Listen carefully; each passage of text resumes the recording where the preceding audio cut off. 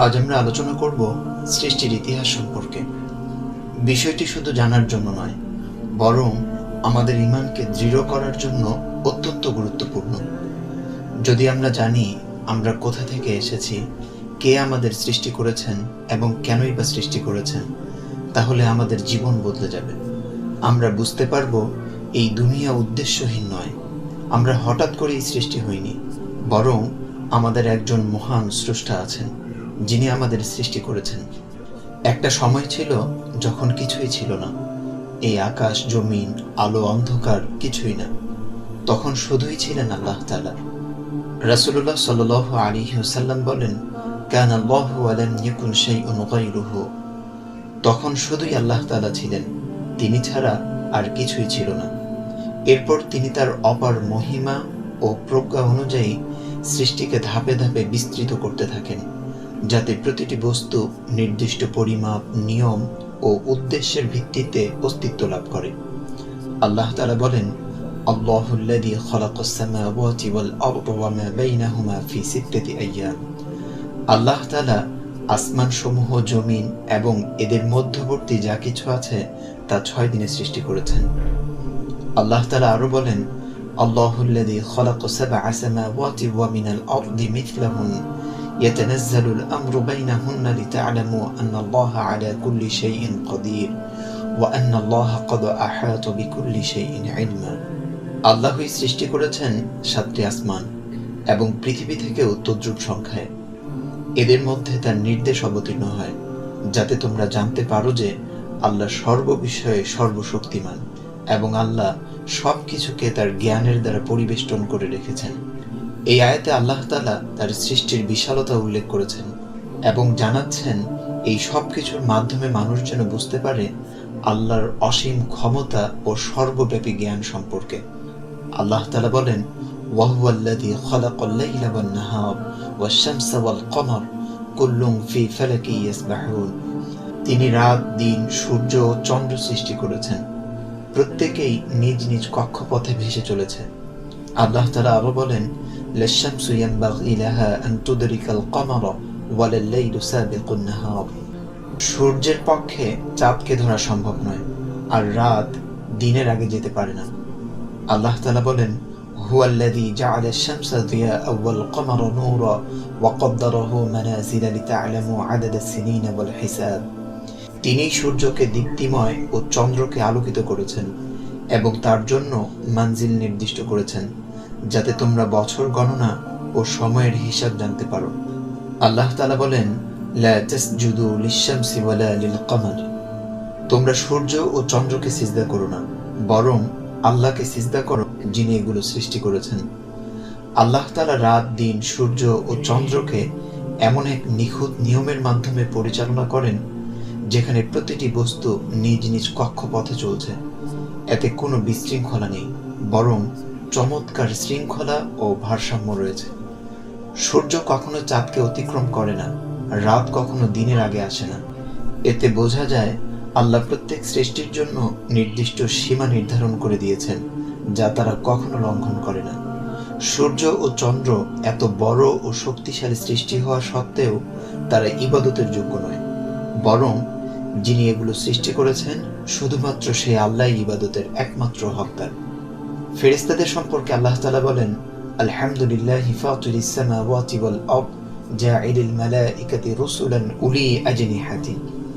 আল্লাহ ফেরেশতাদেরকে বার্তাবাহক করেছেন, তাদের ডানা রয়েছে 2, 3 বা 4। ফেরেশতারা এমন এক বিশেষ সৃষ্টি যাদের জীবন পুরোপুরি আল্লাহর আনুগত্যে নিবেদিত। তারা কখনো আল্লাহর আদেশ অমান্য করে না, বরং যা আদেশ করা হয় নিখুঁতভাবে তাই পালন করে। তাদের জীবনে কোনো অবাধ্যতা, অলসতা বা ক্লান্তি নেই। তারা দিন রাত অবিরাম আল্লাহর তাসবিহ পাঠ করে, যা আমাদের শেখায় ইবাদত শুধু নির্দিষ্ট সময়ের জন্য নয়, বরং এটি একটি ধারাবাহিক ও গভীর সম্পর্ক আল্লাহর সাথে। ফেরেশতারা শুধু ইবাদতেই সীমাবদ্ধ নয়, বরং তারা আল্লাহর গুরুত্বপূর্ণ দায়িত্বও পালন করে। নবীদের কাছে ওহী পৌঁছে দেয়া, মানুষের রূহ কবজ করা, মুমিনদের সাহায্য করা, সুসংবাদ প্রদান করা, এমনকি কিয়ামতের দিন আল্লাহ তাআলার আরশ বহন করার মতো গুরুত্বপূর্ণ কাজে তারা নিয়োজিত। এতে বোঝা যায় তারা আল্লাহর বিশাল ব্যবস্থাপনার এক গুরুত্বপূর্ণ অংশ। আল্লাহ তাআলা জিন জাতির সৃষ্টি সম্পর্কে বলেন, ওয়া খালাকাল জান্না মিন মারিজিম মিন নার। আল্লাহ জিন জাতিকে আগুনের শিখা অর্থাৎ ধোঁয়াবিহীন আগুন থেকে সৃষ্টি করেছেন। জিনদের মধ্যে মানুষের মতোই ভালো ও মন্দ জিন রয়েছে, আর শারীরিক শক্তির দিক থেকে তারা মানুষের চেয়ে অনেক বেশি শক্তিশালী। তাদের শক্তি অতিমানবিক ও বিস্ময়কর, যা মানুষের স্বাভাবিক সীমার বাইরে। তবে তাদের শক্তি মানুষের তুলনায় বেশি হলেও তা সম্পূর্ণ আল্লাহ তাআলার নিয়ন্ত্রণাধীন ও সীমাবদ্ধ। আল্লাহ তাআলা মানব জাতির সৃষ্টি সম্পর্কে বলেন, খলাকাল ইনসানা মিন তিন। তিনি মানুষকে মাটি থেকে সৃষ্টি করেছেন।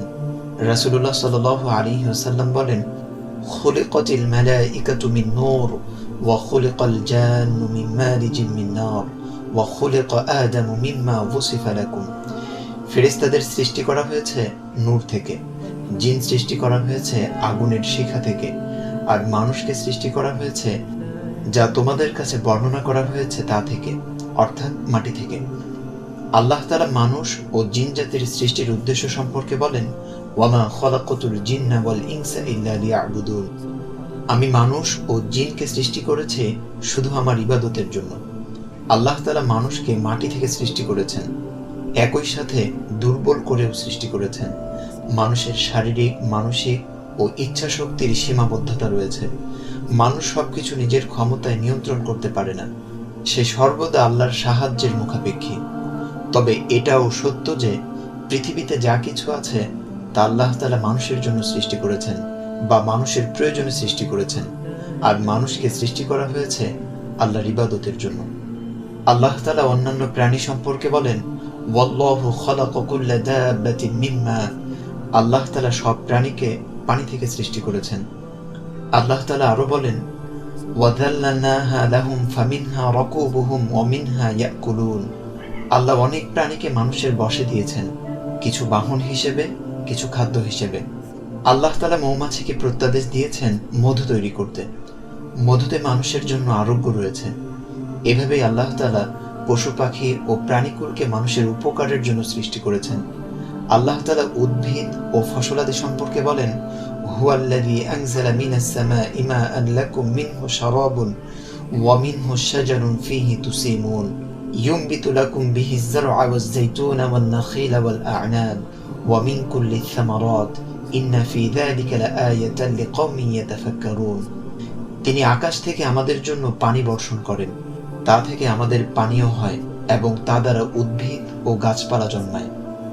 এর মাধ্যমে তিনি ফসল, জলপাই, খেজুর, আঙ্গুর এবং নানা ধরনের ফল উৎপাদন করেন। আল্লাহ তাআলা আকাশ থেকে বৃষ্টি বর্ষণ করে পৃথিবীকে জীবন্ত করেন। সেই পানির মাধ্যমেই জমিনে ফসল ও উদ্ভিদ উৎপন্ন হয়, যা মানুষের খাদ্য ও জীবিকার উৎস। এতে স্পষ্ট হয় যে রিজিকের প্রকৃত দাতা একমাত্র আল্লাহ তাআলা, আর বৃষ্টি ও ফসল আল্লাহর বড় দয়া, যা মানুষের উপকারের জন্য। পাহাড় পর্বত সম্পর্কে আল্লাহ তাআলা বলেন, ওয়া আলকা ফিল আরদি রাওয়াসিয়া আন তামিদা বিকুম। আল্লাহ তাআলা পৃথিবীতে দৃঢ় পাহাড় স্থাপন করেছেন, যাতে তা তোমাদের নিয়ে কাঁপতে না থাকে। আল্লাহ তাআলা আরো বলেন, আলাম নাজআলিল আরদা মিহাদা ওয়াল জিবালা আওতাদা। আমি কি পৃথিবীকে বিছানা করিনি এবং পাহাড়কে পেরেক অর্থাৎ খুঁটি বানাইনি? আল্লাহ তাআলা পৃথিবীকে স্থির ও নিরাপদ রাখার জন্য পাহাড়কে পেরেকের মতো দৃঢ়ভাবে স্থাপন করেছেন। জীবন ও মৃত্যু সম্পর্কে আল্লাহ তাআলা বলেন, আল্লাযী খালাকাল মাউতা ওয়াল হায়াতা লিয়াবলুয়াকুম। তিনিই মৃত্যু ও জীবন সৃষ্টি করেছেন, যাতে তিনি তোমাদের পরীক্ষা করতে পারেন। আল্লাহ তাআলা বলেন, কুল ইউহয়িহাল্লাযী আনশাআহা আউওয়ালা মাররাতিন। বলো, যিনি প্রথমবার সৃষ্টি করেছেন তিনিই আবার জীবন দান করবেন। আল্লাহ তাআলা জীবন ও মৃত্যু সৃষ্টি করেছেন মানুষের পরীক্ষা ও পরকালকে সত্য প্রমাণ করার জন্য। জীবন ক্ষণস্থায়ী, আর মৃত্যু পরবর্তী জীবনের দরজা। যিনি প্রথমবার মানুষকে সৃষ্টি করেছেন তার জন্য পুনরায় জীবন দান করা কোনো কঠিন বিষয় নয়। তাই প্রতিটি মানুষের উচিত এই জীবনকে আল্লাহর নির্দেশ অনুযায়ী কাজে লাগিয়ে আখিরাতের জন্য প্রস্তুতি নেওয়া।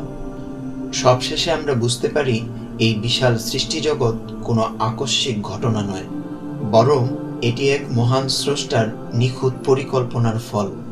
আকাশ জমিন, রাত দিন, সূর্য চন্দ্র, মানুষ জিন ফেরেশতা সবকিছুই আল্লাহ তাআলার অসীম ক্ষমতা, জ্ঞান ও হিকমতের প্রমাণ। এই পৃথিবীতে আমাদের আগমন উদ্দেশ্যহীন নয়। আমরা শুধু খাওয়া দাওয়া, আনন্দ বা দুনিয়ার পেছনে ছোটার জন্য সৃষ্টি হইনি, বরং আমাদের সৃষ্টি করা হয়েছে একমাত্র আল্লাহ তাআলার ইবাদতের জন্য। প্রতিটি সৃষ্টি, প্রতিটি নিয়ম, প্রতিটি নিদর্শন আমাদেরকে একটি দিকেই আহ্বান জানায়, আমাদের রবকে চিনতে, তার দিকে ফিরে আসতে এবং তারই ইবাদত করতে। আমরা যদি এই সত্য উপলব্ধি করতে পারি, তাহলে আমাদের জীবন বদলে যাবে। আমাদের চিন্তা, কাজ, লক্ষ্য সবকিছু আল্লাহমুখী হয়ে যাবে। আমরা দুনিয়াকে শুধু ভোগের জায়গা না ভেবে আখিরাতের প্রস্তুতির ক্ষেত্র হিসেবে দেখব। তাই আসুন আমরা আমাদের ঈমানকে দৃঢ় করি, শিরক থেকে সম্পূর্ণভাবে বেঁচে থাকি এবং জীবনের প্রতিটি মুহূর্ত আল্লাহর সন্তুষ্টির জন্য ব্যয় করি। আমিন। মা আসসালামা, ইলাল লিকা ইনশাআল্লাহ।